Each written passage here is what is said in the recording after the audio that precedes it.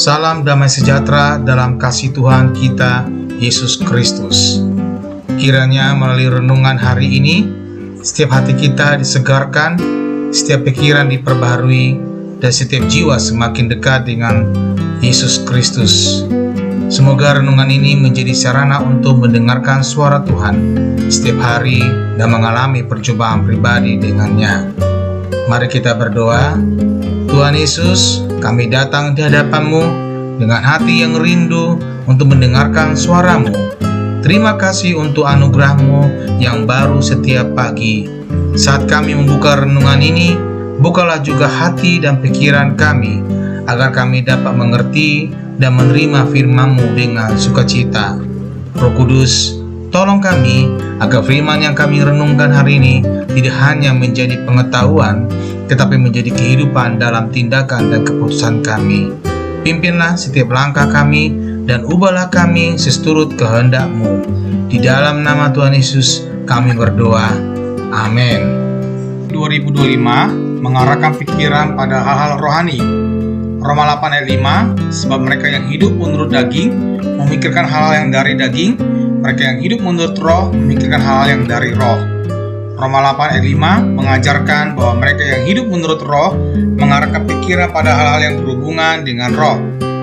Pikiran kita memegang peran penting dalam cara kita hidup. Jika kita membiarkan pikiran kita dipenuhi dengan hal-hal duniawi, kita akan cenderung hidup sesuai dengan kedagingan. Namun jika kita fokus pada hal rohani, kita akan semakin dekat dengan Tuhan dan hidup dalam kebenarannya, mengisi pikiran kita dengan firman Tuhan, dan hal-hal yang memuliakan Dia akan memampukan kita untuk hidup sesuai dengan kehendak-Nya.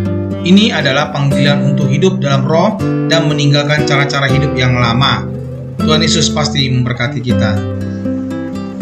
Sahabat terkasih, jika hari ini engkau belum pernah sungguh-sungguh membuka hati untuk menerima Yesus sebagai Tuhan dan Juru Selamat, ketahuilah bahwa Dia mengasihimu dengan kasih yang kekal. Dia datang ke dunia, mati di kayu salib, dan bangkit pada hari ketiga, supaya setiap orang yang percaya kepadanya tidak binasa, melainkan beroleh hidup yang kekal. Yesus tidak meminta kesempurnaanmu, Dia hanya meminta hatimu. Jika hari ini engkau merasakan dorongan dalam hatimu untuk menerimanya, ucapkanlah doa ini dengan iman. Tuhan Yesus, aku mengakui bahwa aku adalah orang berdosa. Aku membutuhkan Engkau sebagai Juru Selamat di dalam hidupku. Aku percaya bahwa Engkau mati di salib untuk menebus dosaku, dan Engkau bangkit untuk memberikan hidup yang baru. Hari ini aku membuka hatiku dan menerima Engkau sebagai Tuhan dan Juru Selamatku. Pimpinlah hidupku mulai sekarang, dan jadikan aku pribadi yang hidup sesuai dengan kehendak-Mu. Dalam nama Tuhan Yesus Kristus, aku berdoa. Amin.